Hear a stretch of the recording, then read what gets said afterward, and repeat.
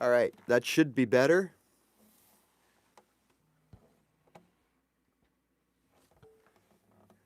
That should be a lot better, but we are probably left-handed.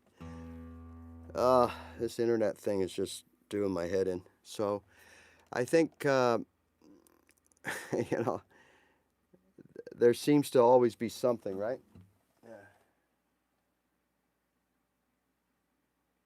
Are you wearing 7 layers and still...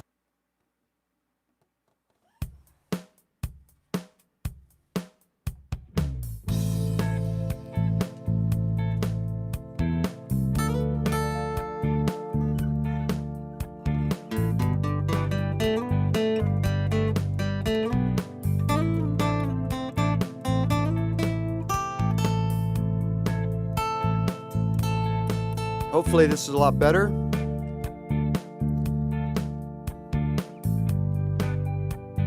I think, I know some of you probably don't know what I'm talking about, but this whole, hi Tom, this whole OBS thing is just a load of crapola. It's just more problems. It's just one problem after another, and I go on like the forums and say Facebook, and people, it's just littered with the same problems. I mean, I know it's free, so you really shouldn't bitch and complain, but if you're gonna put a product out there, free or not, you want it to be stable and you want it to work, right? That's just my opinion. What are you gonna do?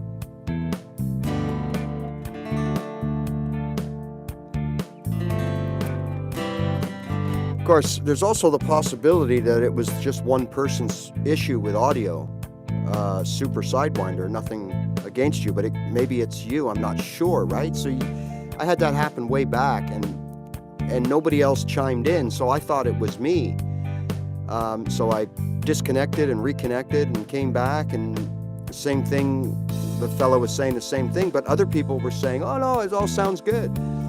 I don't know, so if it was an isolated thing or not, but Ireland, hey, cool. All right, awesome. All right, so those of you that follow,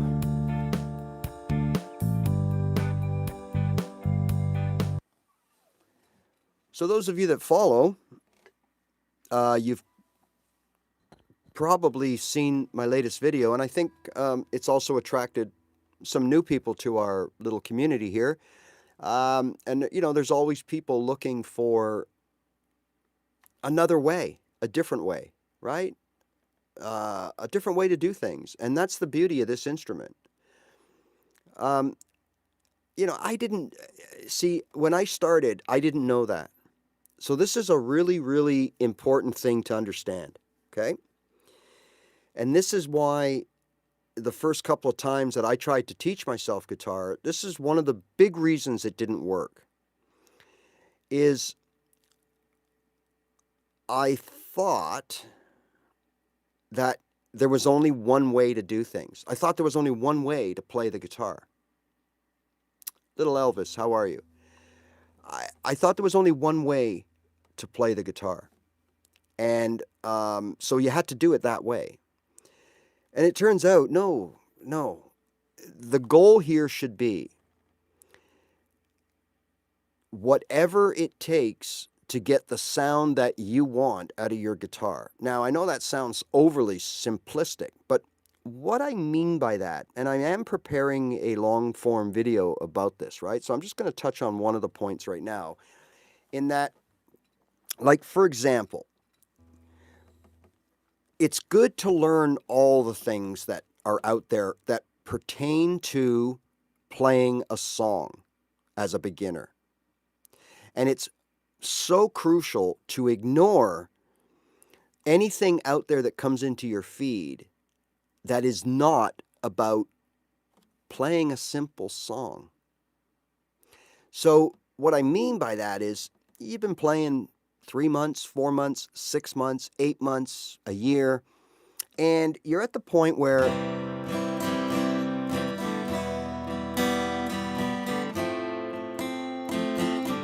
you know, you can you can play.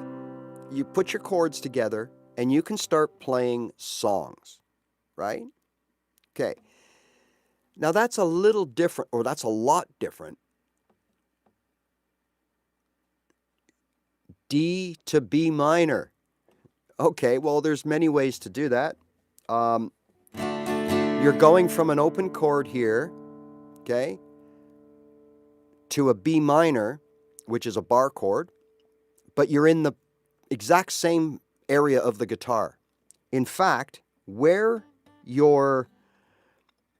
you make a B minor off of the D, where that ring finger is where you need to put your, as you make the adjustment, like this, okay? D. This first finger will go into the bar. This second finger slides into where the D note, where this ring finger was. And then your other two are right here. Now, it's an A minor shape. There's your A minor. So here's our A minor. If I just do this, I got a B minor. So listen to the B minor. Listen to the B minor with the bar. Now, does that sound much different to you? And the answer is, well, if you really analyze it, slightly. But there's nothing wrong with this. So here's what I'm getting at. There are many ways to change from a D into a B minor. The best way for me is exactly what I just said, which is just think of, you're already in the same 2 frets that you need to be. You just got to reposition your fingers. So in this case, this finger goes up to bar. This finger takes over the D note that your ring finger was on, and then you lay these fingers in. Without the bar, if you only play the 3 strings that you're fretting, you got a B minor. That's a B minor triad. Okay? So that's an A minor shape here. Now you could play it this way. There's your B minor, there's your G. There's your B minor, there's your G. There's your B minor. Okay, that's one way to practice it. Now if you sat here and did this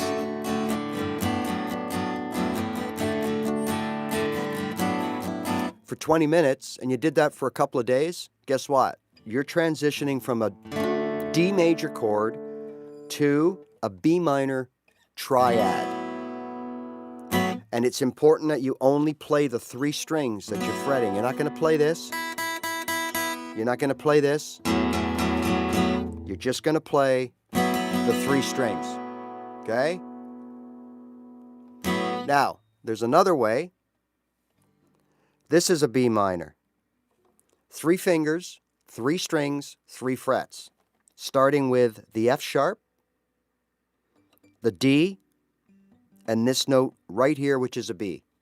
And you only strum those 3. B minor, B minor,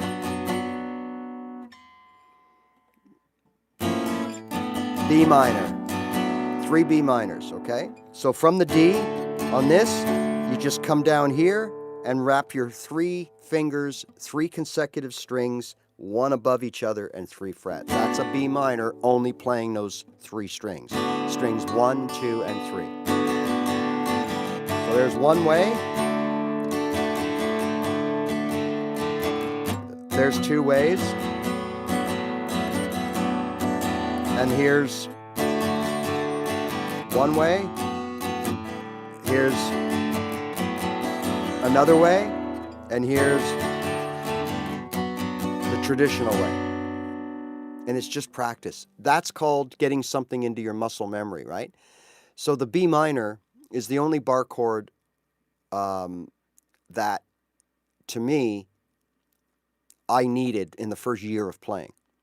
It kept coming up after I got through those 3-chord songs and the campfire songs and the basic rock songs, and I started looking at other songs that I wanted to play. I started to see the B minor because it's such an important sound. You don't realize it. And you're listening to your favorite songs for years, and there's always that spot in there where, you know, it goes from G, D, B minor, and it's got this very distinct voicing to it. And you don't know what the chord is, and as soon as you find out, you do the B minor from the tabs, like the charts, you go, oh my God, that's the missing sound. So again, I hope that helps. But like any chord change, it's a matter of, we'll use yours as an example, but it's a matter of slowing everything down, okay? Doing it super slow and helping it burn that into your muscle memory. So in this case, if we're going to do it the traditional way, 1, 2, 3, 4, 1, 2, 3, right? And then as you go along, maybe day 2, maybe after 20 minutes in day 1, you speed it up a little bit. Always thinking about quality. Now the quality, when you play any chord, whether it's barred or open, there are two ingredients that make a quality chord. The ingredient from the left-handed, it has to be strummed properly, or fretted properly. That's so important. It's got to be fretted properly. So you want to make sure all those notes are ringing out individually, whether you're playing this chord or you're playing an A bar chord. You want to make sure that those notes, and if they're not, you got to figure out which finger and why is stopping it from all ringing out nicely. That's the first step. The second step is how you strum it, right? So in this case, D, we're hearing all those nice strings to the B minor, right?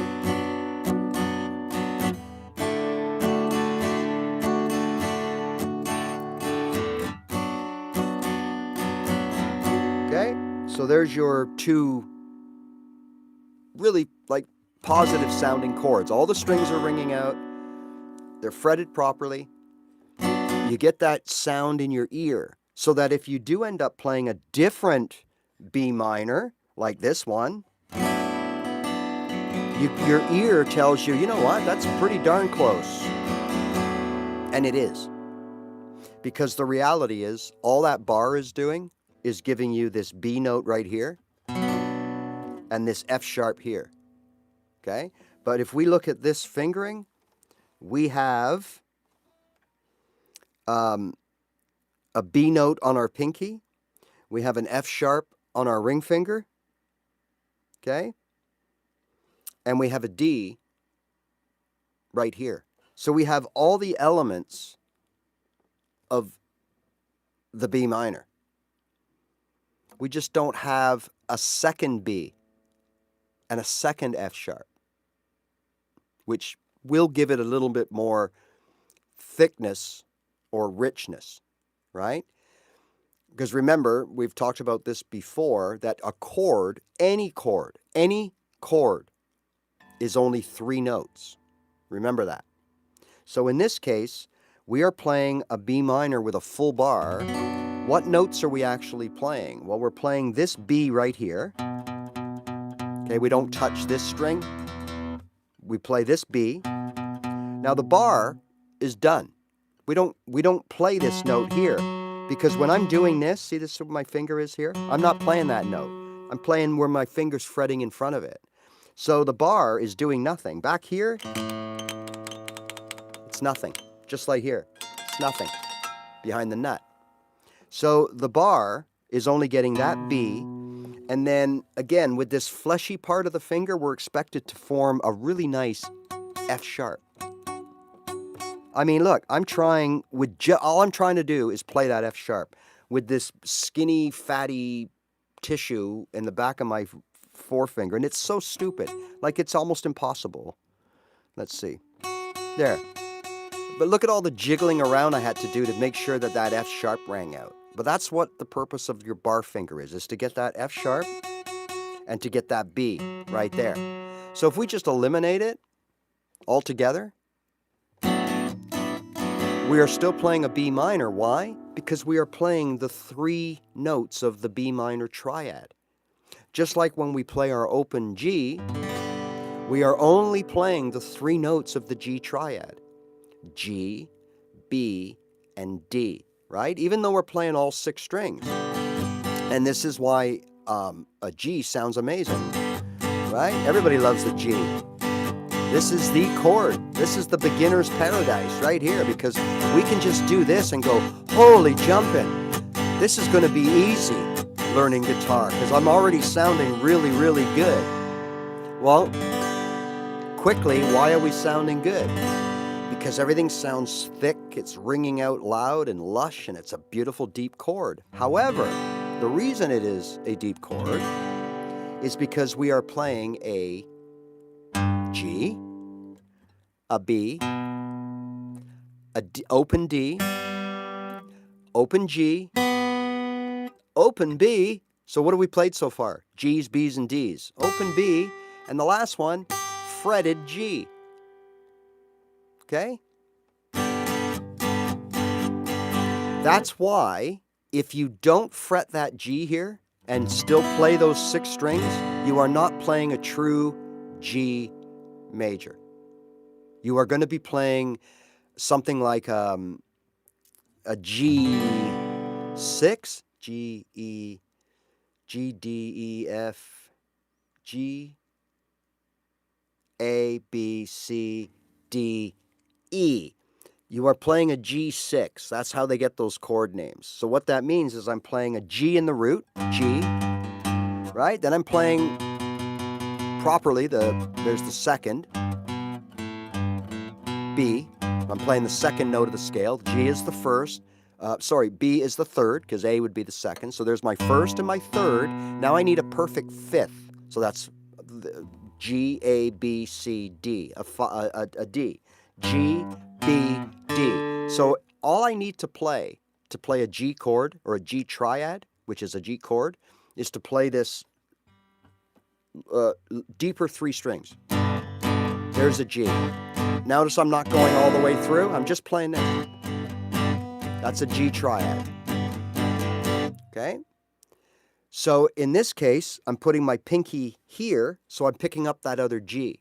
Now I can play all my strings, and I'm playing a G major. G, B, D, G, B, G. No C's, no F's, no A's, right? Just G's, B's, and D's. However, when you play a triad, as I just showed you, you're only playing 3 strings, 3 notes, the same 3 notes. So an open chord is called an open chord because there are open strings within that chord that you must play, but those open strings produce the one or more of the notes of the triad. G, B, or D. Okay? So when we play a triad here, that's a G, but I'm only playing those 3 notes. And what are those notes? You guessed it. G, B, and D. Okay? So when you do you can do the same with bar chords. So we have the B minor that we've just shown you, that once you remove that bar, all you have to do is play just these 3 fingers. There's a B minor, there's a C minor, C sharp minor, here's a real C sharp minor with the bar. Not much of a difference. If you change it back to your way you finger everything with your 4-finger first,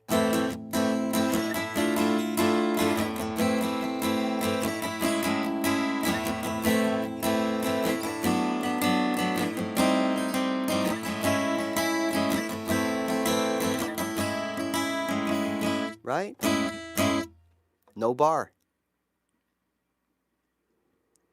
All right, so again, when we look at that B minor, it's only getting this B, which we already have here on the pinky, and it's only getting this F sharp here, right here, and we already have that F sharp right here, so we're just throwing away one of each. Okay, so it's supposed to sound a little thinner, but I don't think it does. I think it sounds just as good. So as I was saying before, it's little things like this that show you and prove to you that you don't have to do everything one way. There's so many ways to play chords. There's so many ways to strum your guitar. You can use a pick. You cannot use a pick, right? You don't have to do what the person is doing on the video or the person that's telling you what. I mean, that's the beauty of this. Especially for those of us that only want to have fun and play songs, be as good as we can, but we're not looking for a profession out of this. And we could really do what we want, right? So let's look at, again, most of us here are open chord players, and you're probably within your first year of playing, for the most part, okay? Because that's basically what I cater to, and that's basically, hello from Sri Lanka, and that's basically what I'm known for is beginners, right? Because I tried to teach myself to play, and everybody knows how that turned out. It didn't work at all, twice for a year each time. And it wasn't until I said to myself, you know what, this is ridiculous. I'm just going to do what I want to do on the guitar. And I took the little few things that I really thought I was good at, which was playing a few open chords. I forgot everything else. I just didn't even bother with it. No bar chords, no power chords, no scales, all of which I had been dabbling in, and was sort of one of those jack of all trades, master of none types with them. But I knew what bar chords were, and I knew some scales, and I knew what it was all about. I just couldn't make music with them. So I just forgot all that crap. I just forget it. What do I need to play a song? Well, you're going to need your open chords. We've established that.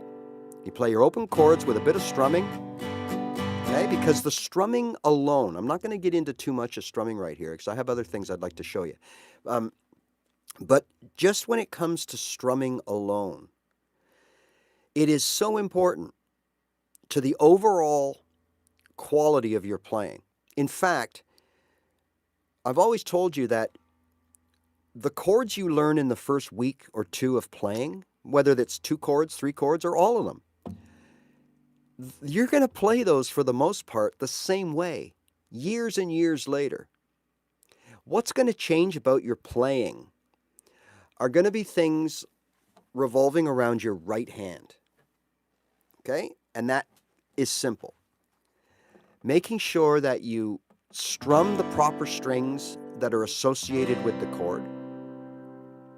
And then it's a matter of how you strum them, okay?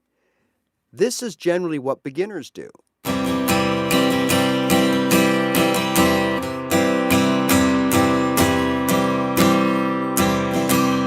Now, I'm exaggerating a little bit, but not completely. And there's 2 things going on with this strum, okay? So once again, I'm going to play D, C,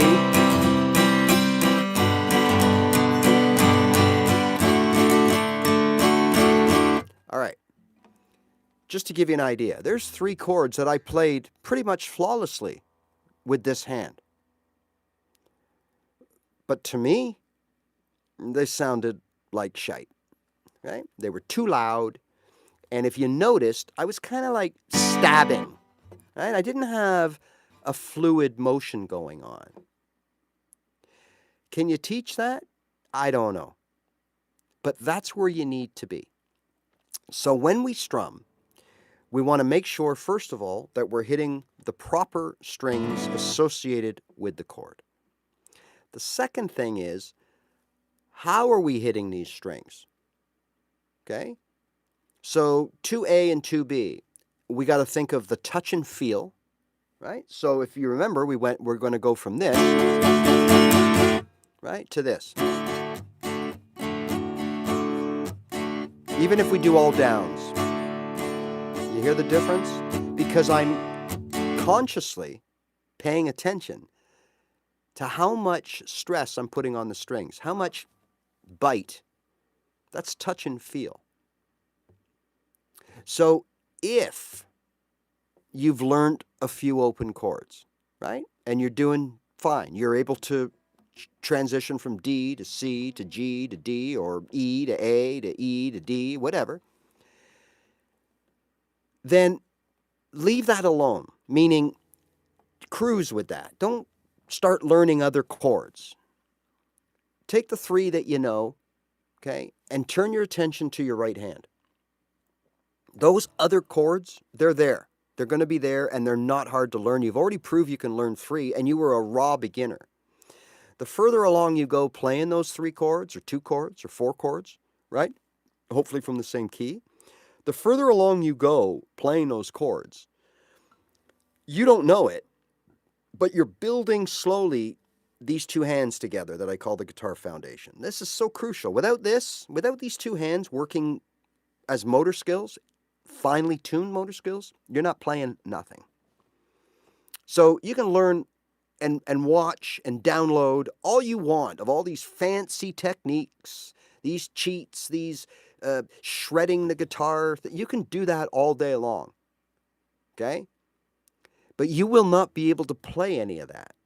Because if you could, you'd be doing it, right? We'd be buying guitars at the store on Friday, and on Wednesday, we'd be Eddie Van Halen up and down.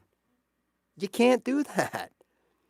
Because this, while you don't have to be a musician to play, you sure got to have a lot of dexterity and motor skills, coordination, hand-eye coordination. That's what it's all about. So where does that come in? Well, that comes in to determine how long it's going to take you to get from 0, right? Yeah, I know. Terry, I am right-handed. MJG, you're absolutely right.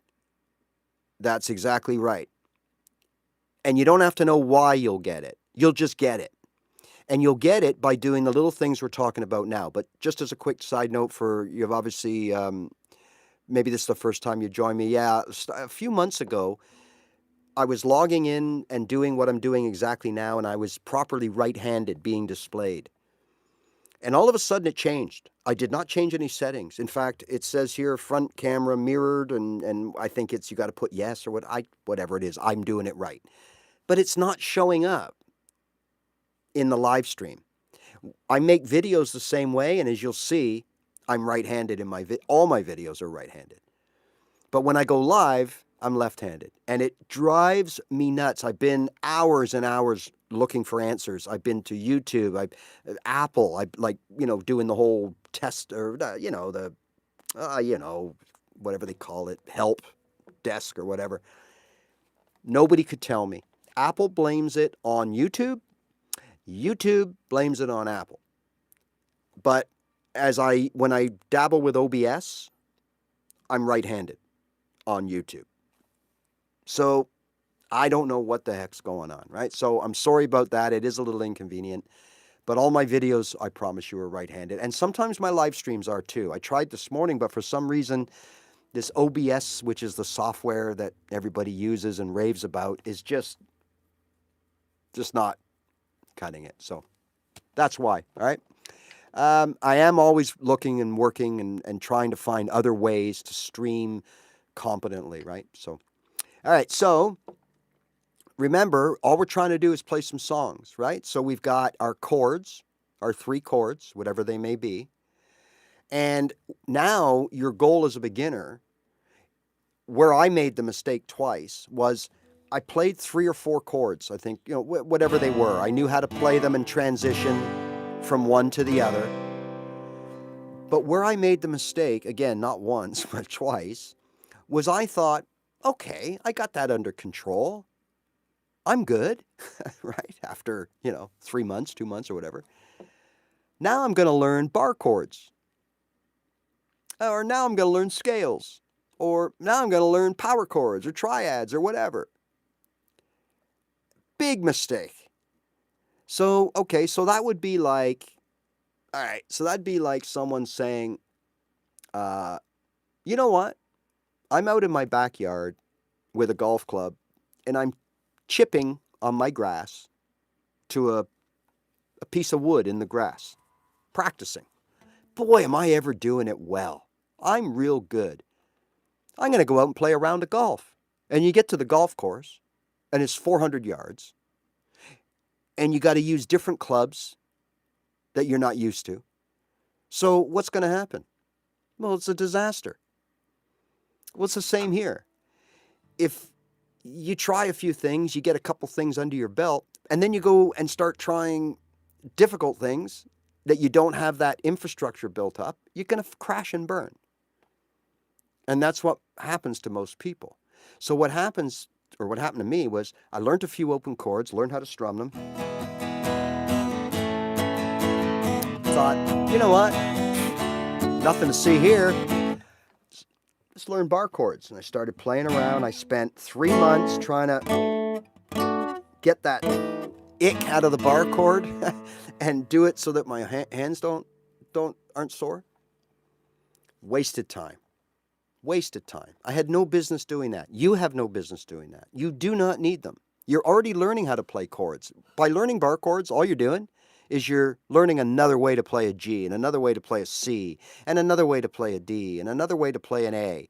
You're already working on a way to play an A. Refine that first. Perfect that first. Then add a bar chord or a triad. So in golf, that'd be like having that fairway wedge or the sand wedge. You can use a 9-iron out of the sand. But no, we're going to get a special wedge that's just a little bit different, that's going to solve all our problems. 9 times out of 10, it doesn't. If you can't hit a 9-iron out of a sand trap, you can't hit a wedge out of a sand trap because it's technique, right? Same with guitar. If you can't play your open chords properly, you ain't going to play your bar chords properly. You ain't going to play your triads properly. Okay? Practice, Terry. There's no other way to do it. Practice. All kind of saying what I'm saying now. So in other words, yes, I can go on and make 9 shows to elaborate what you just asked me. But here's the quick answer. Practice. So if I want to practice accentuating my bass notes in my open chords, then there's only one way to do it.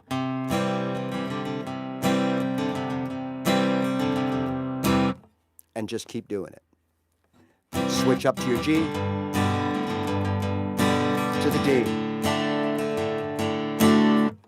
and just keep practicing. And knowing that you're going to miss it 6 times out of 10, 7 times out of 10, 9 times out of 10. But then the more you do it, you're going to miss it 8 times out of 10, and then 6 times out of 10, and then 5 times out of 10, and then 2 times out. And next thing you know, you're on it. See, and that's the thing, and I'm glad you asked questions like this, because that's what a lot of us, me included, like I'm not talking down or over anybody here, because I've been there, right? 3 times I taught myself to play, and it wasn't until that 3rd time when I did it this way that everything worked super fast, because I was concentrating on one thing that would allow me to play songs, which is the one thing that I wanted to do. Now, if I picked up my guitar originally with the sole intention of being a lead guitar player, I don't want to play chords, I don't want to play songs, I want to play riffs. Then guess what? I would have done the exact same thing, but instead of learning my open chords and perfecting them, I would have started right off the bat with scales, notes, learning why I'm playing a G note over that chord progression, which is in G, and what notes I can play by form of scales. And I would have done that every day for 6-7 months until I got really good at it. So again, that's the answer to almost every beginner's question that's out there. And when you don't know any better and you don't have anybody to guide you, what happens is you fall victim to your feed. And you want to be like the people on your feed because they look so good, and you want to look like that. Never mind the fact that you don't know if that's real that you're watching. And I don't mean AI, right? I'm talking about most of these videos that I see, you know, when you see just a guitar and you don't see anybody and just the hands, and you see this like amazing chord progression with all these like weird chords that you've never seen or whatever, and they flash them up and it sounds perfect, and you go, oh God, I must really be stupid and useless because I can't sound like that. Well, guess what? Maybe I can't either, and other people. Why? Because what I could do is I could sit there in front of a recording device and play that chord progression 60 times over the course of a half hour or more, right? Then I could run it into a DAW, a digital audio workstation, GarageBand, Logic, Pro Tools. Those are some of the names you may know them as. I can tweak everything to make it, I could bring every note of every string up to its best perfect listening level, save it, and then run it back and go like this to that same video. Because I know how to play it, I just can't play it perfect. And put it together and show you. And you'd go, oh my God, this guy's good. Yeah, oh boy, I wish I could do that. I can't do that. Nor can he or she sometimes. They had to do it 30 times to get it like that. So that's what a lot of people don't understand. Okay? Like, don't always think that because you can't do what they're doing on your video feed that you're no good. Because you don't know the X factor of what went into making that video. Okay? Now, there is nothing that you can't accomplish without practice because of the nature of what we have to do. So when I say practice, what do I mean? Okay, for me, that means I got to have my guitar in my hand every day.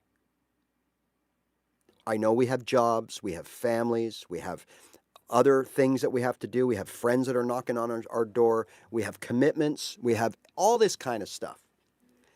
But it's important that if you want to get better, that you have to establish a routine. Now, my routine was pretty simple. I got up in the morning. Even if I was going to work somewhere, I get up in the morning, have my tea, my coffee, whatever, your green smoothie, right? And I would pick up my guitar. And I would just sit there, and let's say I was working on some chords, I would just play those chords. So maybe it was A, E. I'd use my thumb, because I didn't want to wake anybody else up, and I run through my chords. Now all I'm doing here, 10 minutes before I go to work, 20 minutes before I go to work. But what I'm doing here is little by little, I'm refining everything we just talked about. Fretting the chords, and strumming them in a way that adds touch and feel, gentle, and a nice, easy motion. So, again, we learn how to strum from the elbow, they tell you, right? Okay. Keep it going like a pendulum. Whether you play a note or chord, keep that arm going. Muscle memory. Everything is about muscle memory, right? I like to use the analogy. I played a lot of golf that was the one thing that, like, I didn't play guitar. I didn't play any music. I was a sports guy. So I have utmost confidence with sports. So I started playing golf before I was a teenager. And I got pretty good at it. Then I put it down because of other commitments in life for 6-7 years. And I found, geez, all I had to do was pick up the club, go to a driving range for a few nights, and I pretty much got it all back, right? Because it's there. Once you put it in your muscle memory, it's there. So in order to get better, you just got to keep repetition. Do it properly from day one, do it slowly from day one, and repeat. And just get slowly faster. Now, as you're going, you also, as I mentioned, have to worry about how you touch the strings, right? Because we don't. There is the first example of a beginner guitar strum. I'm stabbing. I don't know where my strings are because I'm just not there. I'm not there mentally. All my RAM is thinking about my left hand, making sure that C is proper and the D is proper. The right hand is just freewheeling, and I'm just, right? Little by little, The more you get up in the morning and put your guitar in your hand for 10 minutes, the more you come home from work and put your guitar in your hands for 20 minutes, the more you sit at night watching TV going like this.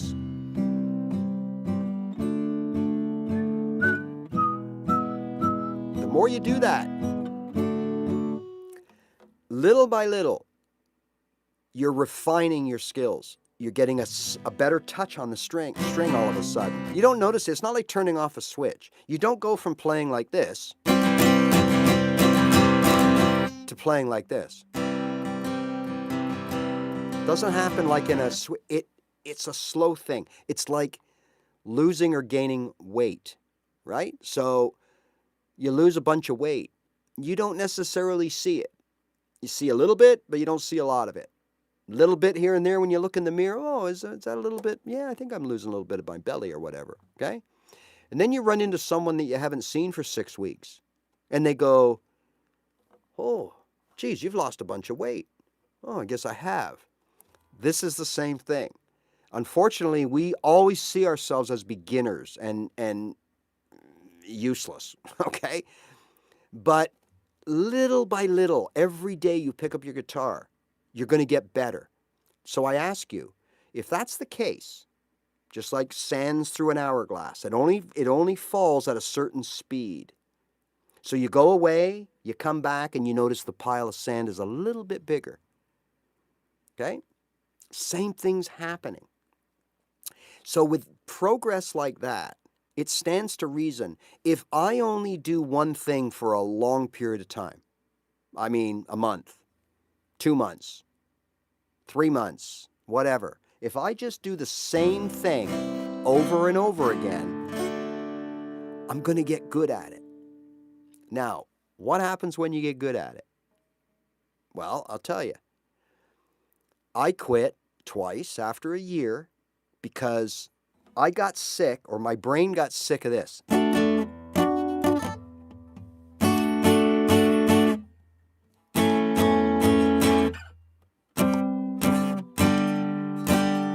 Does that look and sound familiar to a lot of you people? Okay. So after 8, 9 weeks of constantly trying to learn these bar chords, because somebody on my YouTube said, if you don't know bar chords, you cannot play the guitar. You will not be any good without bar chords. I don't know anything. Better learn bar chords. So I dropped everything and started scratch. Now I'm a beginner all over again.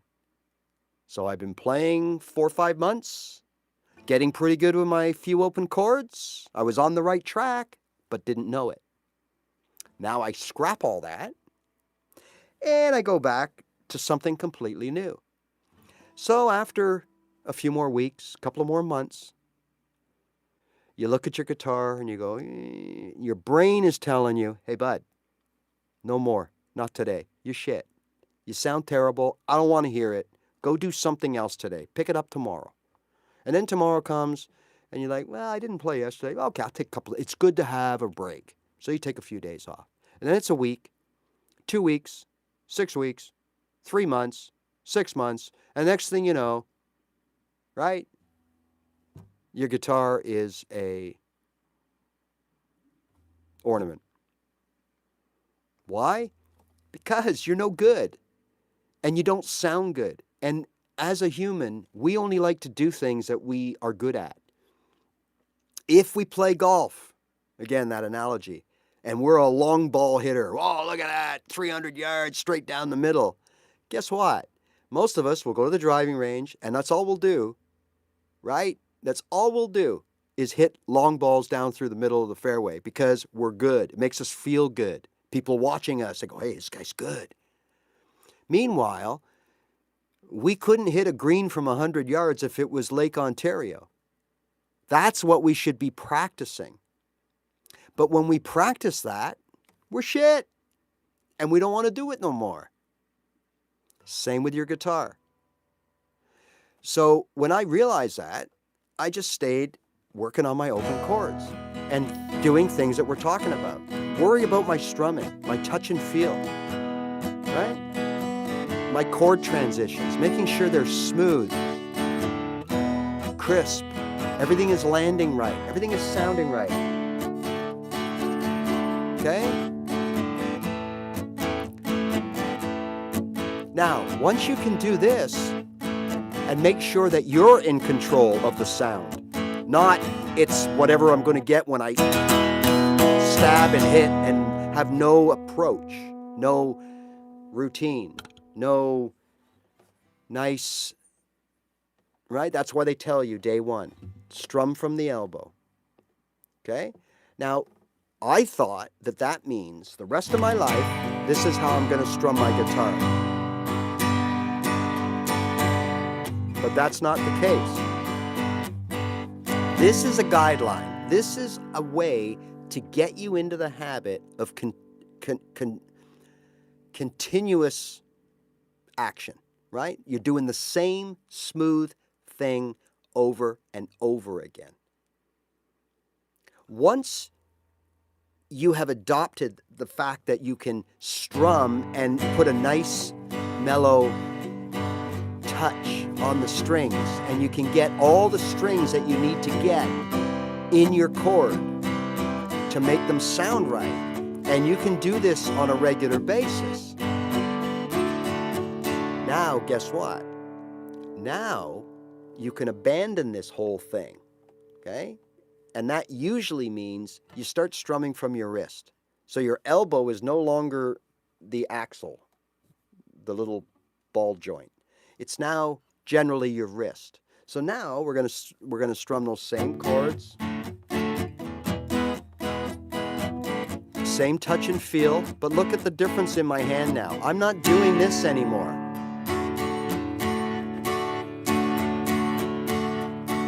I'm doing this.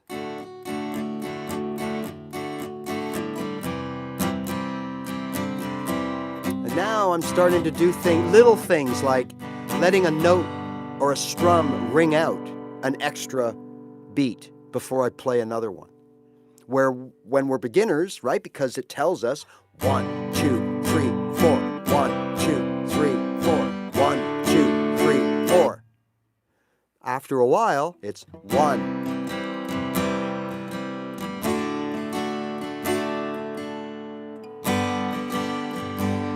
It's as we need it. We let things ring out. We let things breathe because we're confident. We're comfortable.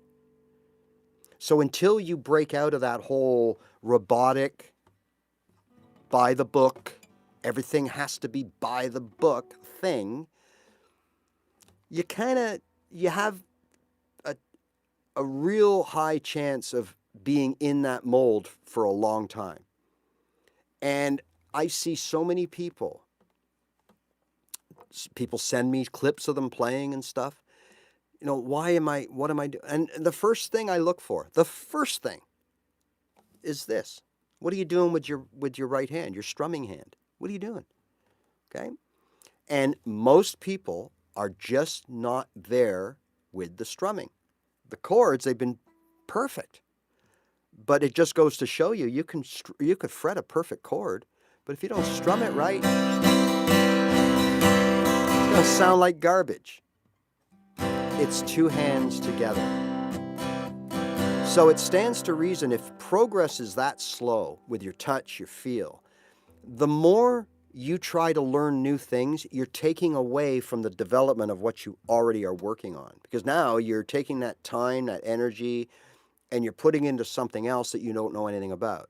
So what you're doing is you're taking yourself from, hey, you know what? I'm not such a horrible beginner anymore. Like my G, C, and D sounds pretty good, so I'm going to start playing G, C, and D bar chords. Now they sound shit again, and you can't get the strumming again, and everything is weird because your brain is thinking about making your bar chord shape now that you don't know how to make. It's not in your muscle memory, so therefore this hand gets relegated to back seat. So it's back to this.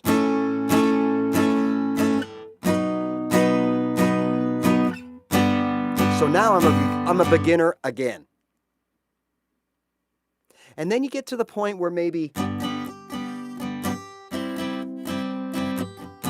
you're starting to sound good, right? With your bar chords, you're starting to sound okay. So what do you do then? go, I'm going to learn scales. And you abandon that. You abandon that. And you start scales. So what are you doing? You're throwing out your open chords, which you were kind of starting to make progress, for favor of your bar chords, which you're no good at.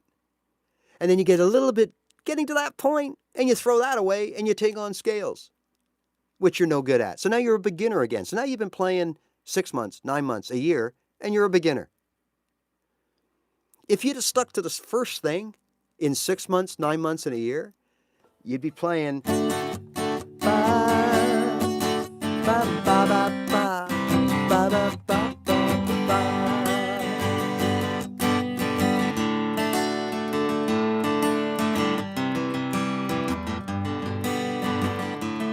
or something like that, right? Okay, now,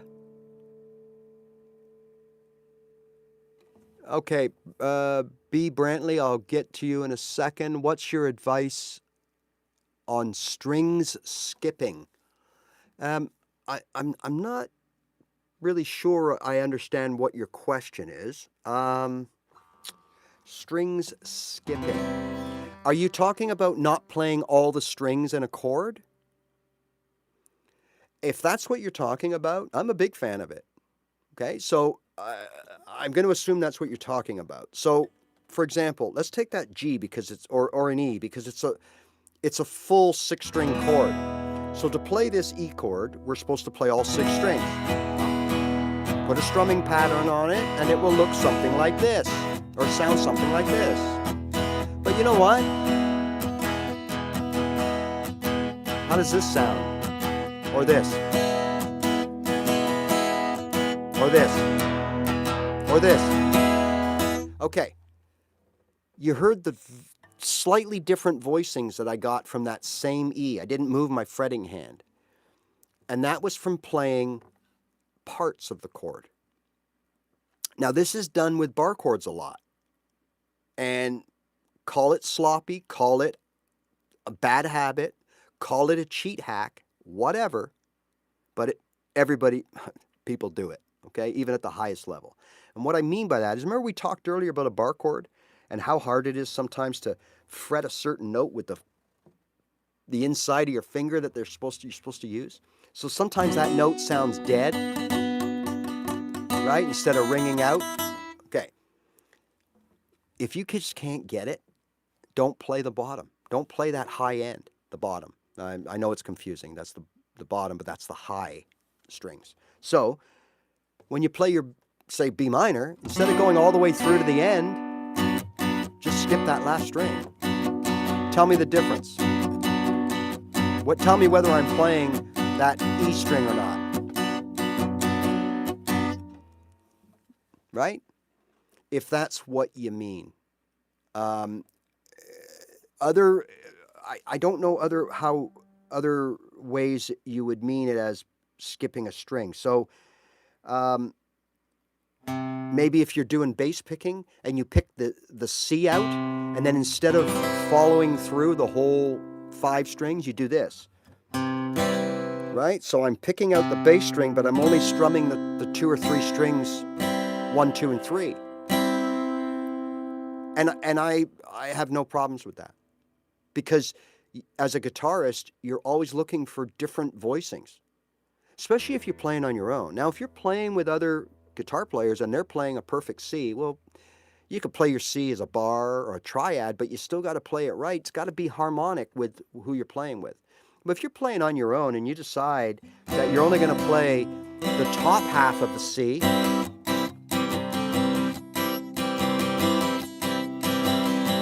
as opposed to the bottom half, or all of it, that's your choice. And you may want those sounds. Let me know if I answered your question, because I wasn't exactly sure what you're talking about. Hi from NZ, that would be New Zealand, I'm sure. Hi, Jose. Okay, Brantley. So, any tips for a new beginner? I'm on an electric guitar, and what should I practice? Okay, good question, because I say this a lot. the answer to that is different for many people. And that's, again, my whole issue with learning guitar out of the book, because the book treats everybody the same. So in this case, the answer to your question, Brantley, is you control the answer. So I'll ask you, you got this guitar, it's an electric guitar, why? Why do you have that guitar? Why did you get that guitar? Whether someone gave it to you, you made a conscious decision to acquire one by purchasing, I'm assuming, hopefully not thieving, and you have this electric guitar. Or is it just a guitar that you have no other way of doing it, and that's the only guitar available? So the first answer, or the first question, oh, okay, yeah, all right, then you need to, if you're going to play jazz, there's two things you're going to need to learn. You're going to need to learn your scales, and you're going to need to learn chords that are diminished, suspended, and augmented.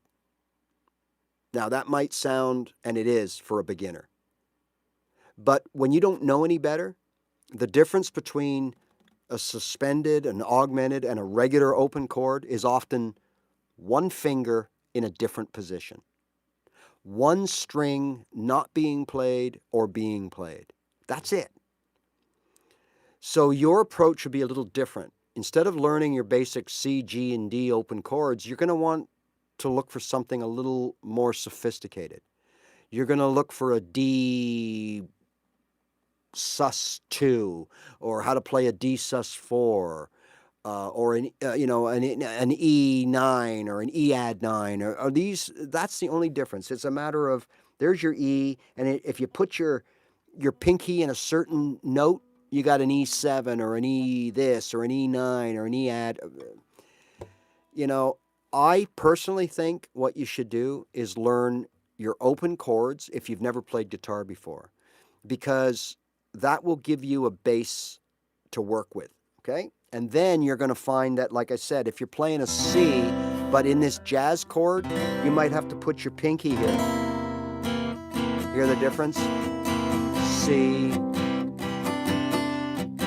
Okay?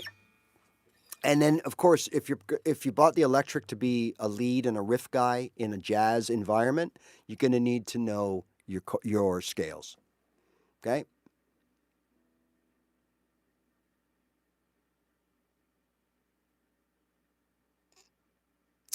Yeah, I'm not the one to give you that guidance, okay? I'll be completely honest.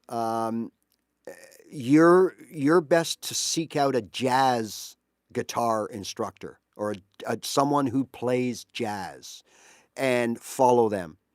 You're always welcome here, of course, but just being honest, okay? It's not my thing. I'm a pop, rock, country, basic dude, and I write my own stuff, and I never use those kinds of chord phrasings, so I might not be the one. But ask yourself, which you've done, and you're probably on the right track, and you obviously understand by what you were saying the difference between the augs and the susses and all that. And that's where I would go, because that's heavily jazz related, right? Um, um,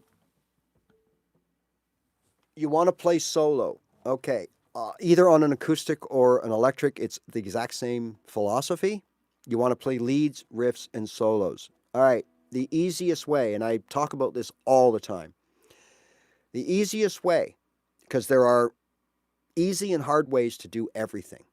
Start easy, build your chops, build your touch and feel, and next thing you know, you'll be playing at a more advanced level and you don't even realize it, okay? So in this case, we want to play, I'm going to put on a backing track. We want to play a lead or a riff, or just play along, because I think that's what you mean, okay? All we need to know is you're going to need to know the key of the song, and if you don't know any scales, that's okay.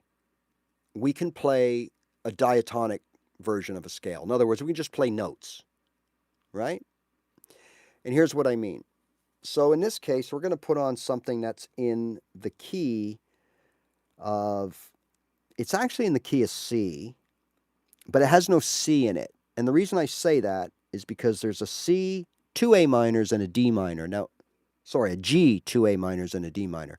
Now, those chords, there's no C there. But the reason I'm saying it's the key of C is that those chords, especially the D minor, if that was a D major, I could say key of G, because in C, the D chord is a minor, and the A chord is a minor, and the G chord is a major. So we have a perfect fit for C, but there's no C in here.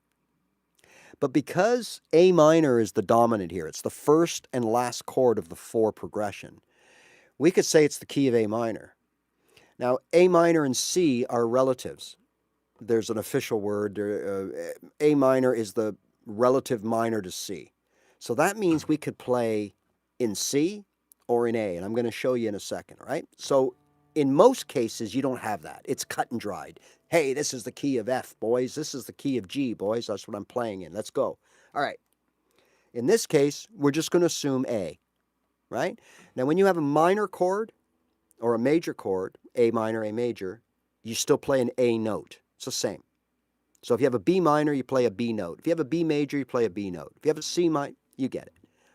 However, if it's sharp or flat, that's a completely different note, and you must play the proper note, just so you know. So in this case, it's minor. D minor, we'll play a D. A minor, we'll play an A. And G, we'll play a G. So on my fretboard, I'm going to go to whatever key I'm deciding to play this in, and I'm going to decide to play it in A. So I'm going to find an A. Electric, acoustic, don't matter. Do the same thing. So I'm going to find an A. Now, just to be simple, I'm going to use this A to start. You can use any A on your fretboard. I'm going to start a backing track. Okay, there's our backing track. All right, now, I'm going to go to that A and just listen to the music. I'm going to make a 4-note box off my root note, A. A, 2 frets up. I don't have to know what that is. It's a B. Right under the A, and 2 frets up. So now we have a 4-note box. Let's start there. Now I'm going to go to any other A. Here's an A here, right? Play those 4 notes in any way you want, any way you think fits.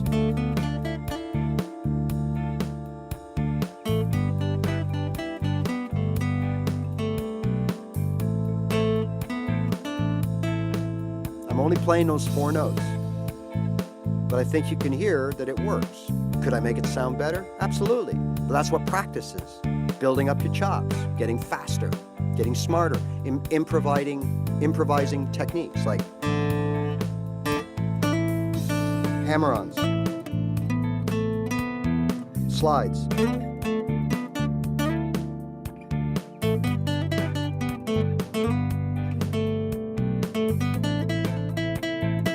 Okay?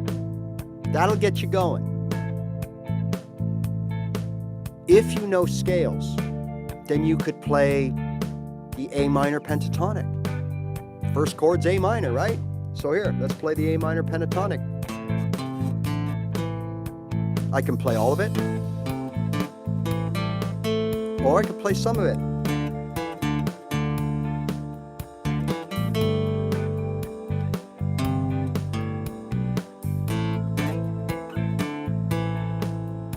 Right? I could play the whole 4-octave thing.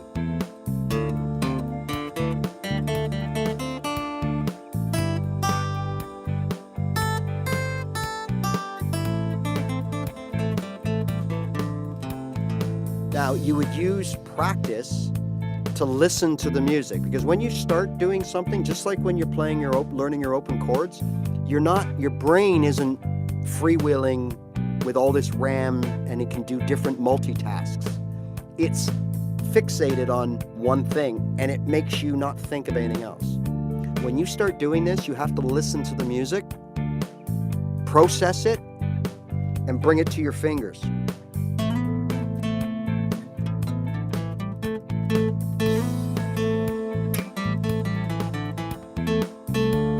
right? You got to, until you do that, you're going to make mistakes, you're going to be choppy, you're going to, just like you were with your open chords when you started. But this will get you going.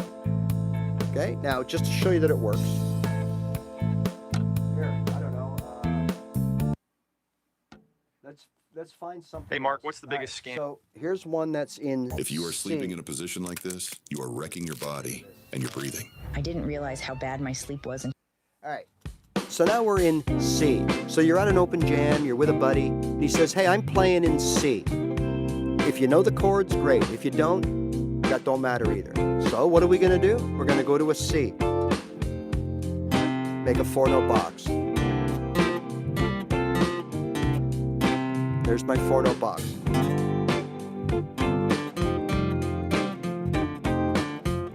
Now to this C. That C.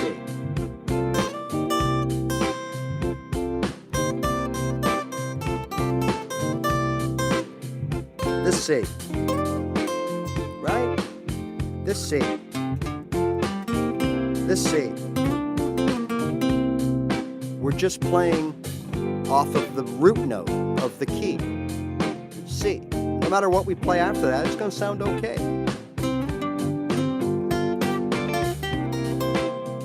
C. Right? C.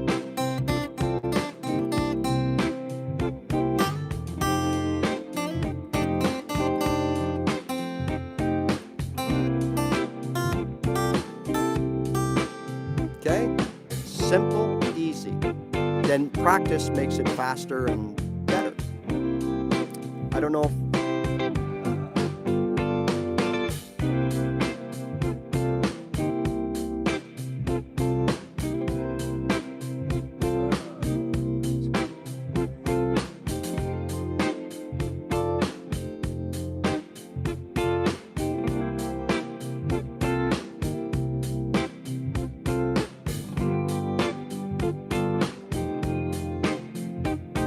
all right, so yeah, I think Jose, does that help?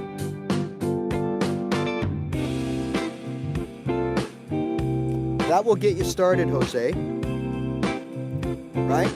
And the rest, again, is up to you, right? There's no, don't think that there's any cheats or, I mean, this is basically how to do it. Now, again, as a player, it's one thing to learn scales or learn how to just do what I showed you, but you always are going to be making these decisions if you want to play solos, because you have to take a lot into consideration as to how you're going to play the solo. So in other words, are you going to use a certain scale? So what are we in now? We're in C. All right, so what if I use the C major scale?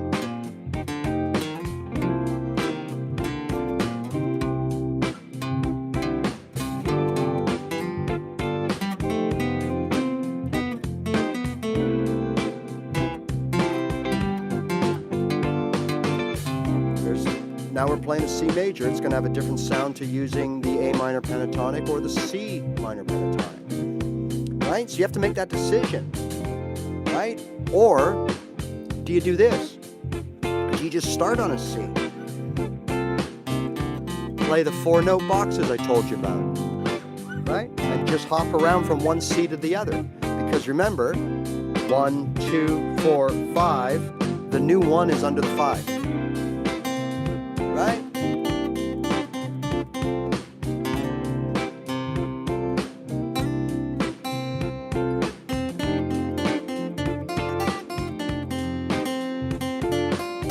Now I'm playing the same notes as here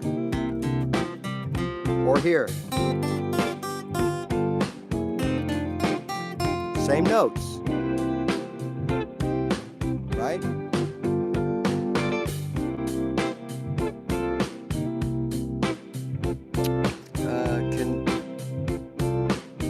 Play on guitar solo. Not quite sure I know what you're asking.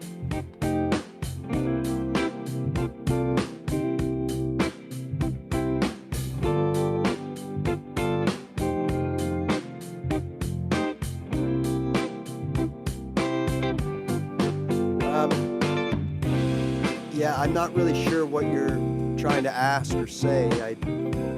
I notice you got some modes in there.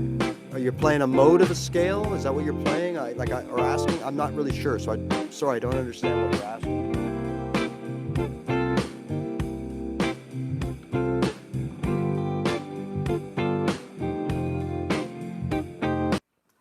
All right, so I want to end with something I just want to show you, open guitar players and people that are looking for the next thing to maybe...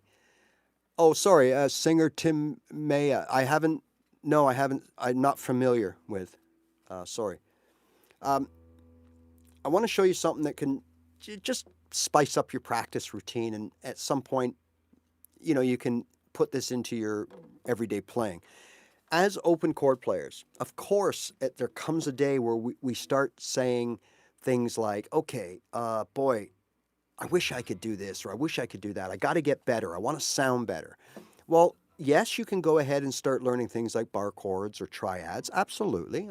Remember, I'm not saying don't ever learn these things. All I'm saying is don't deal with them in your first probably a year of playing guitar. Now, if you were an exceptional learner and you really, really progress quickly, and it seems to be like second nature, like it is to some people, like you can just do things and not worry about it, and you're making advanced progress more than anybody else, then of course you can do it sooner, right? Now, the thing that you got to remember here is that we play our open chords here. So learning the A minor pentatonic is fantastic. However, this is the A minor pentatonic. What do we do with it? We play our chords here. What do we do with something here? Or here, this position, or that position, or the D minor pentatonic, or the C minor pentatonic, or whatever. So, without going into really overwhelming technical detail, I want you to pay attention to the second fret. I often call this the secret fret, okay? Now, I have a full-length video on my channel about this. These notes through here, specifically this one here, the B, the E, and the A, okay? A, E, B. So right there we have three very important notes that are used in everything. The open strings that produce those notes are A, D, and G. So now we have A, B, D, E, G, A, right at our fingertips, literally. Now when we play our open chords, okay, C, we're fretting one note in that second fret. D, we're fretting 2. E, we're fretting 2. Right? F, we're fretting 1. G, we're fretting 1. And A, we're fretting all 3 in that second fret. Point being, those notes that I showed you are prominent in all of our open chords. Therefore, we can use those notes in and around our open chords. Now, some of these are known as walk-ups and walk-downs. Some of them are just riffs or licks or whatever. I'm going to show you a little bit of both, very slowly. That this is where you can take the next level of your guitar playing before, and for those of you that don't want to go into the whole bar chord, scale, triad thing, but you still want to sound a little better with your playing, right? So right now you're playing G's, C's, D's, E's, A's, E minors, A minors, F triad instead of the F bar chord, and everything's going great. So now we can do things like this by using notes in that second fret. C, G, C,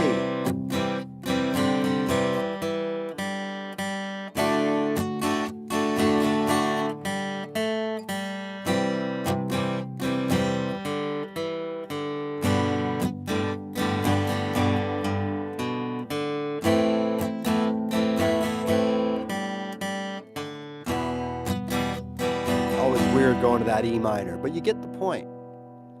We can start dotting in some of these notes and or using them as a springboard to play a little something something in between our chords. So we could be playing G,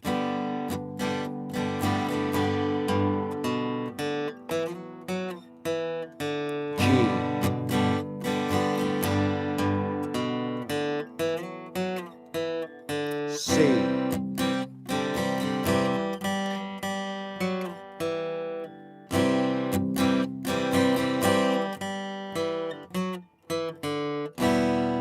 I mean, the possibilities, I'm just winging it here, but it's all built off the same concept of your 4-note box, right?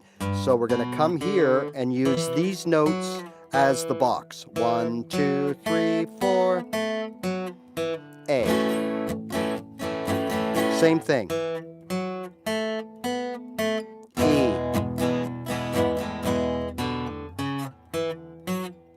G. Right?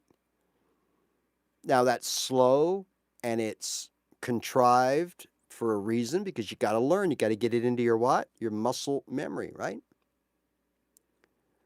Charlotte Airport. Hey. Okay, so these are just little things. Now, when you take those things to practice, you'll notice that you just played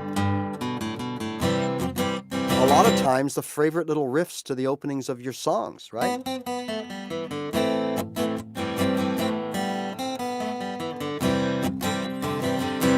And that's where those notes come from. That second fret mostly, right? And by playing or arpeggiating, which is the last thing I'm going to show you, the strings or notes in the chord that you're playing, you can bring your open chords to another level without leaving home base and without having to learn anything new.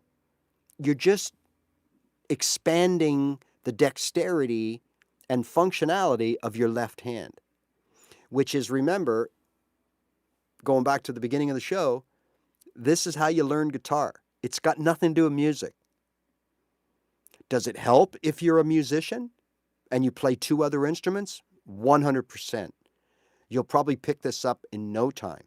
But the reality is, if you're a piano player and you've been playing piano for 10 years and you pick up a guitar, the reality is, unless you've done it many times before, your fingers aren't going to know where to go and how to go. They might know where to go, but they won't know how to go.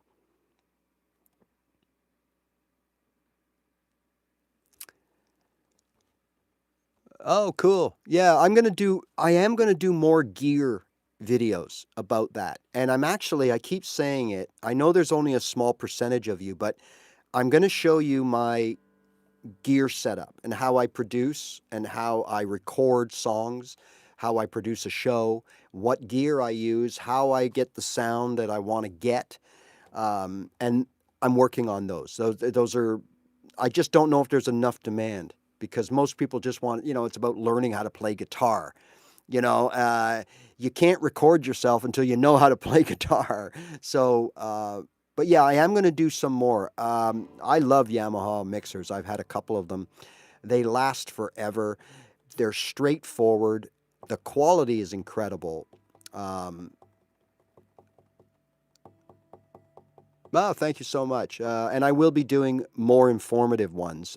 Some of those gear ones that I did was when I first started out, and I really didn't know what I was doing, and maybe talking too much and, whatever. But you learn as you go. I mean, we're not professionals here, right?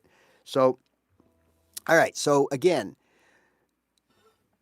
we want to start incorporating some notes into our open chord playing.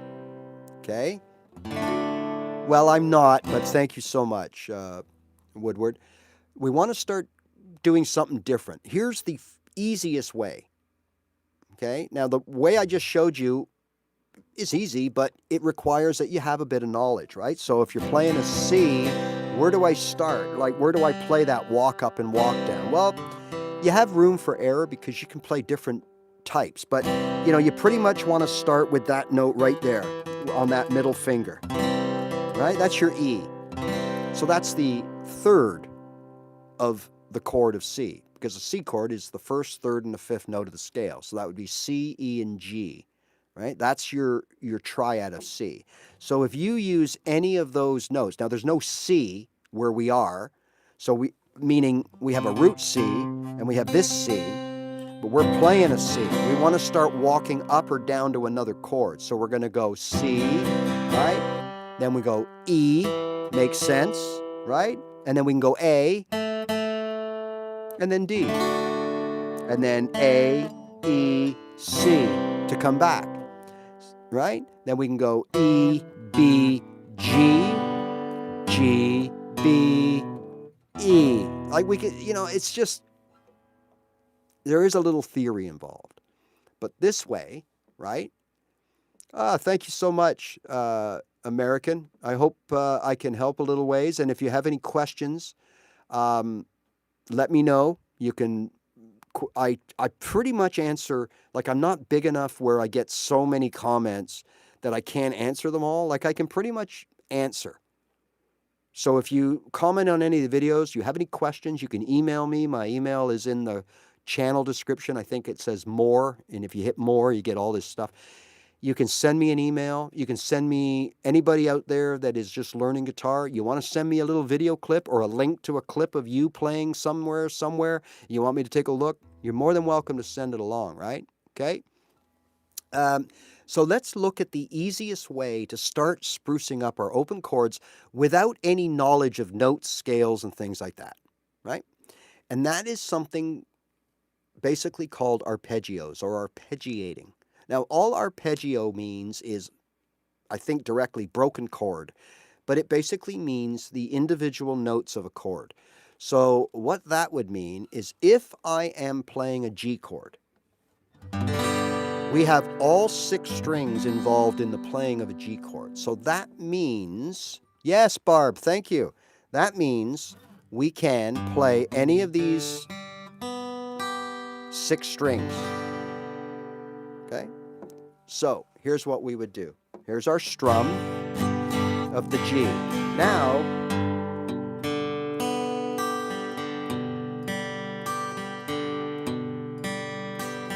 I can play any of those strings and they will sound, musically, they will sound fine. Whether or not they make sense and make a catchy little riff, that's up to you. Okay? But you have to understand that you can play any of those strings involved in the chord. So I could sit here and do this, just randomly. Look at my left hand, I'm not moving, I'm not fretting any notes, I'm not doing any of this. I'm keeping it still. But I'm playing individual notes with my left hand, or my right hand, sorry. And then I'm strumming. Now I'm picking. Now I'm strumming.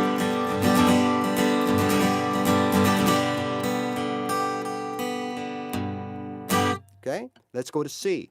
I got 5 strings in the C chord, right? 5.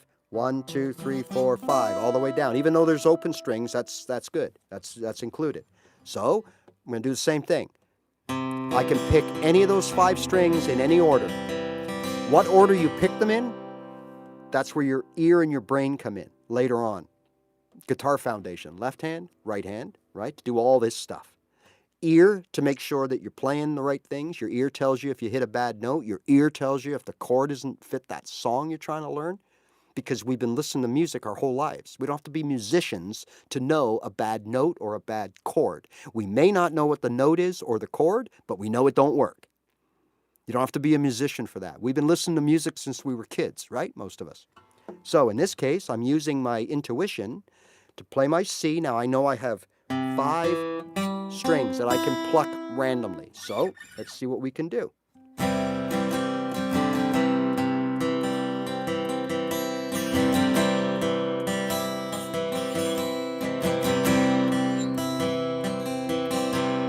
Okay, did you get it? D, I only got 4 strings to work with because there's only 4 strings in the open D chord. The 3 fretted strings and that open D is the root. So now I can go.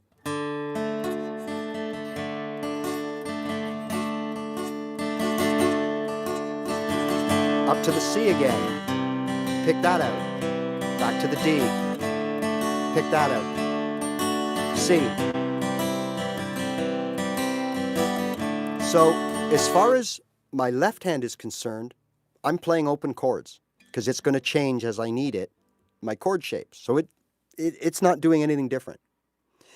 It's the right hand that's doing something different. And it's alternating between strumming the chord and picking out. Those are basically, it's called arpeggiating the chord. That's it. Big fancy word, but all it means is pick out the individual strings of the chord in any way that you want that you think sounds good. That is the quickest and easiest way to start you sounding, get you out of that mold of just playing chords. Produce. Yes, thank you, Woodward. Go through my channel. There's over 400 videos too that some might appeal to you. And yeah, if you're a subscriber, you'll get indicated on when I go live, and I'll see you again soon, right?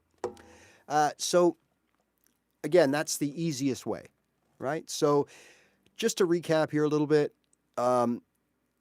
you know, yeah, we get into some complicated things here, some advanced stuff, absolutely. But for the most part, I'm all about getting people to just play and enjoy their guitar.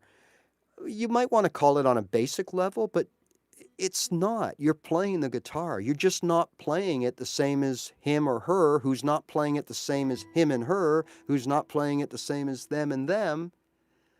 Because as I told you, there are so many ways to play this. You don't have to be a musician to play guitar, right? It's more about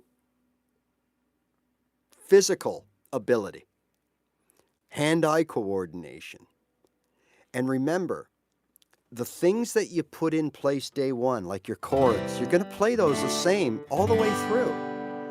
So really, what's going to define you as a guitar player is how smoothly, effortlessly, and rhythmically that you can implement what you're learning. So we talked about the strumming pattern today, how when you learn, you got to do the whole pendulum thing, and that's to force you into doing things a certain way. Then you should be thinking of the touch. You don't want to be pounding those strings. We want to be nice and easy on those strings, right? Make them nice and smooth across there. And then as you get a little better, you'll realize that you won't strum like that anymore. That was just a template to get you going. You still may strum some songs like that 20 years from now, for sure. But now you're going to find out that by doing this in a primitive way, you don't sound too professional with your chord playing, but it does sound smooth, and you are developing a touch. So now you can start freelancing a little bit using those theories of soft touch. Give it a little time. Give each chord a time to ring out. Before, like, you know, when we're a beginner, it's 1, 2, 3, 4. 1, 2, 3, 4. 1, 2, 3, 4. Later on, it's 1.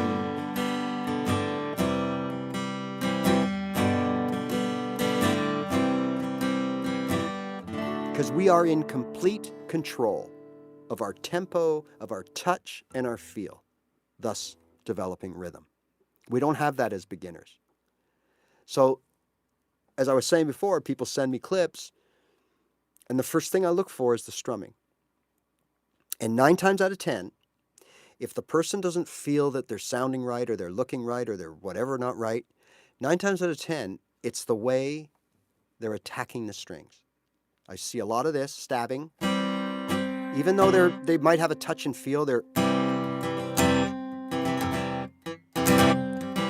some attacking going on. We need to just let everything melt. And if you're going to attack with your hand. You know, we don't need to be doing this. We just need to be. Let's control that attack. You know, there's ways to do that. And the only way you develop to do that is practice every single day.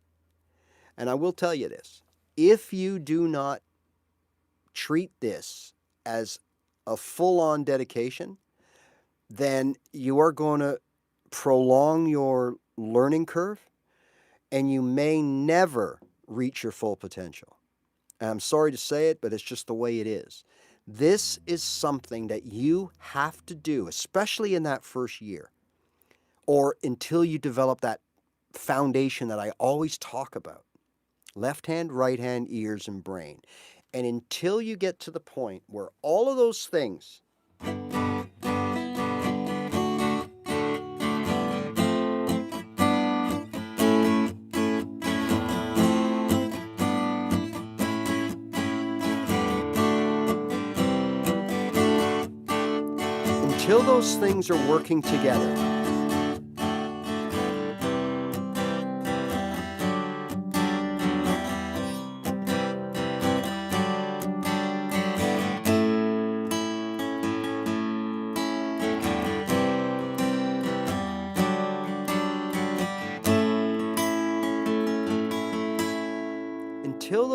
are working together, expect to sound choppy at times, rough and abrasive at times, really good at times. And then you fall off the wagon again, and then and you're trying to overcompensate. That is completely normal for a long time. And it will always happen until you get to that point where you're just not even thinking about what you're doing. And again, that only happens by doing one thing, and that's playing your guitar every single day. 10 minutes, 20 minutes, 2 hours, whatever. 10 minutes before you go to work, 10 minutes later on when you get home, 10 minutes while you're watching TV before you go to bed. Pick your guitar up, forget all the fancy shit, do what you know, play your guitar. Little by little, you will start to develop things, the touches, the feels, all that kind of stuff. It will come, I guarantee. You've heard different comments on all of my live shows from people chiming in and going, hey, they're answering your questions, saying, hey, just keep at it. You'll get it. It comes, and it does. I just can't tell you when, because it's all about you, right? What you put into it, what your motor skills are like away from the guitar, right? We all know that person that can pick up a ball and hit it with a stick first time without trying. And then some of us, we have to do it 2 or 3 days before we can hit that ball with that little stick. Right? So, same with guitar.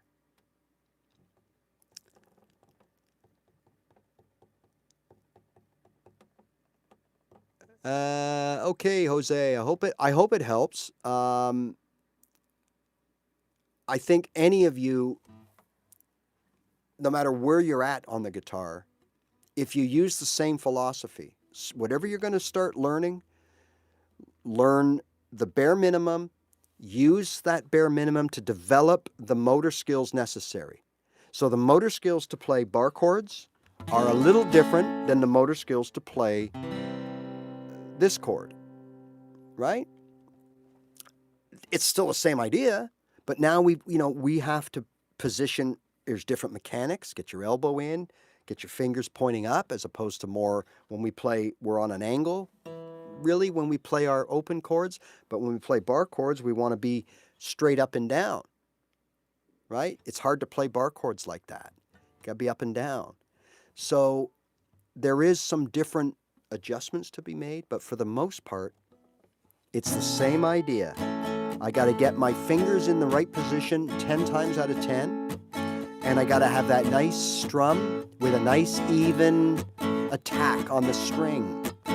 So I'm not like this.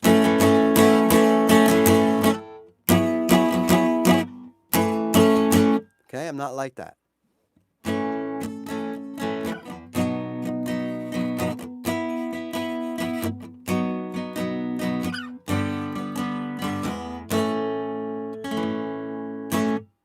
Nice and controlled, nice and easy. And again, there's only one way. There's no instruction for this. There's no course. can't download a link, can't buy a book. These are things that you just develop from doing something repetitively. All right, one more. Okay, how do you learn to improvise, and can you do it?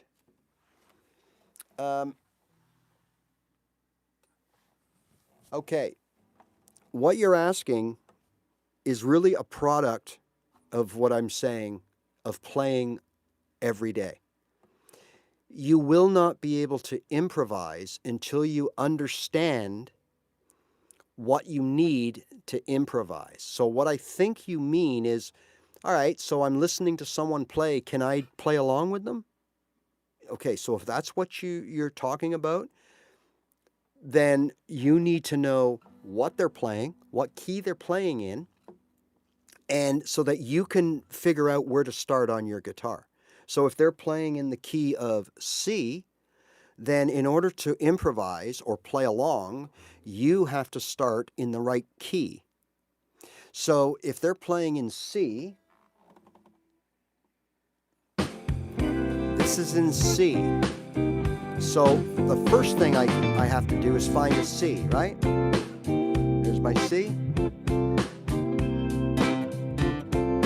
Hear it? There's the C. It sounds good over the chord progression. It works. Right?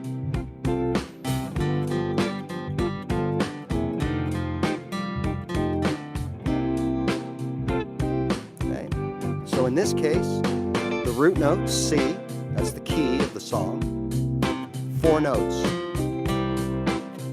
2 up from the C, that's a D. You don't have to know that. And underneath the C, and 2 up. It's a 4-note box. Do you play it fast? Do you play it slow? Well, listen. Listen to the tempo.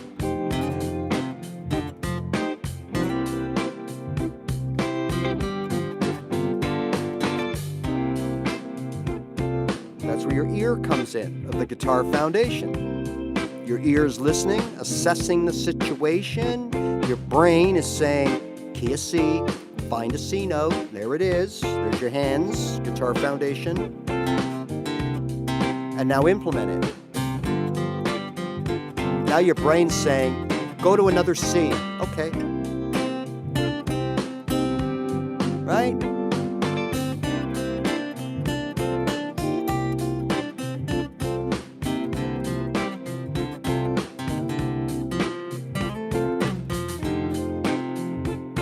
Is that what you mean by improvising?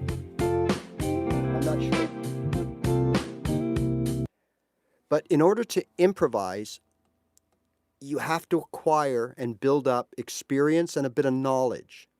Like, we don't have to know how to write a symphony, but we do have to understand that there are different keys and we have to play in a key. So now C, so I had to play on the C. So I couldn't have started, well, I guess I could if the note was in the scale, but you can't start and play notes that aren't in the scale of C, because you're going to sound sour against a C chord in a way. It doesn't really help you, but so you need a little bit of knowledge, and you have to listen with your ear. And as beginners, we don't do that because we can't. We're so concentrating on what our hands are doing, we're not listening. Someone could be yelling at me, calling me, you are every name in the book, and I wouldn't hear them because I'm focused on, I got to play my C right, you know. Okay? So,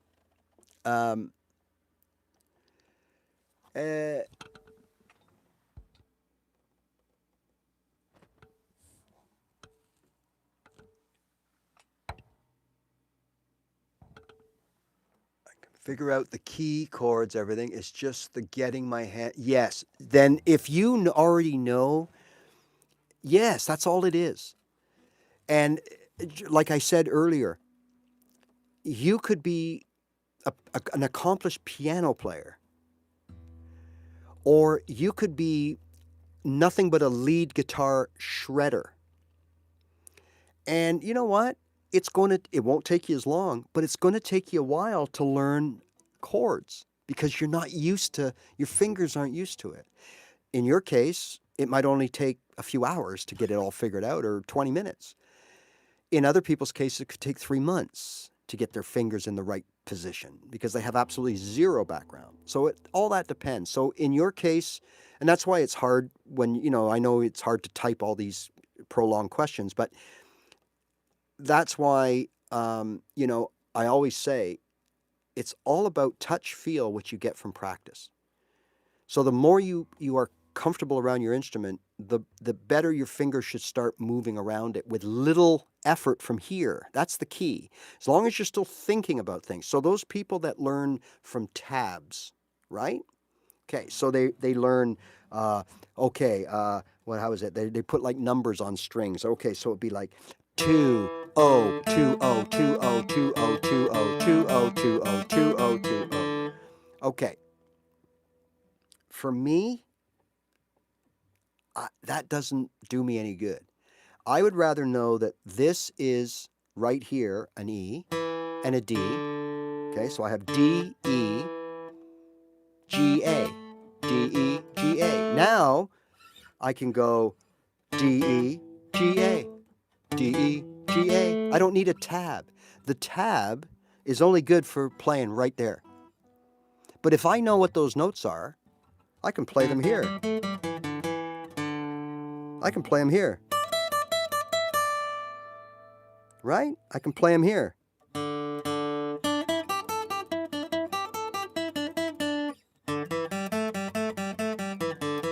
Right? Same thing. Right? So that's kind of another example of when everything just works together. And you don't learn this in 10 minutes. This took me, I can't really remember, but it took me a long time from the day I sat down to say, okay, look, I want to get into notes and scales and learning licks and riffs. How do I do it? And this is the best way I figured out. I didn't learn it from anybody. I just acquired it by what works for me. And I realized that if I'm playing in the key of D and I play a D note, it's going to sound good, not only over the D chord. And that's the thing you got to remember. If there's 4 chords in your progression, you could play off of the D through all of the chords, because those chords are coming from the same key. They're all going to be made up of the same notes. Therefore, the notes I play over my D, I'm just giving you an example, might be these 4. If I did this, just the D, through a 4-chord progression, that D note would sound good over every chord. So if I was playing D, G, A, D, and I just went D over everything, the D, the A, and the G, it would sound good, right? So once I realized that, then it was okay, so where can I go from there? And I just played around with it, and I just came up with, I watch guitar players, and they always seem to be working in a box. Like they always seem to be playing little boxes. They move over and they play this box, come back and they play that box. So there must be a relevance to that. So I thought, well, what's this box? D, E, G, A. And then I started looking at the chords. What's the notes in the D chord? D, E, F, G, A. Like the scale is the same. In G, G, A, B, C, D. In E, E, F, G, A, B, C, D. The notes are all in every chord at some point, whether they're the original 3, the first, third, and the fifth, or they're the second, the sixth, they all work together. It's from the major scale. All 7 notes will sound good in a G if you're in the G major scale.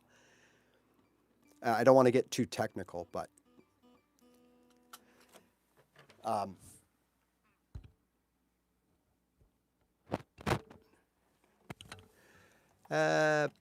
pinky, so important. Yes, yes. Yeah, again, I'm putting a video together at some point of a practice routine that'll show you my practice routine. And it doesn't matter where you're at, because it's about what to practice and when. So if you're early on, you're going to have 2 or 3 things that you need to practice. And you're going to do those every day. And you're going to do those until well, it's just perfectly smooth. And then if you learn a new chord, well, that's priority now. You start out by warming up what you already know, playing through what you already know. Now you take on something new. I'm learning a new chord. And you spend 10, 15 minutes on that. And you move on to something else. And that's it. So, all right, everybody. Thank you so much for joining again. If nobody knows what's going on here, I'm working with beginners, getting people to play songs the easiest way possible. No fancy stuff, no theory, just playing our guitar. And if you like what you see, you think I can help, please hit the subscribe button. I'm on here at least a couple times a week live. I have over 400 videos on my channel that are all basic and easily explained. And that's really the best thing that I can say right now, is to just keep practicing, keep at it. It will come. And we'll see you soon, okay? Bye for now.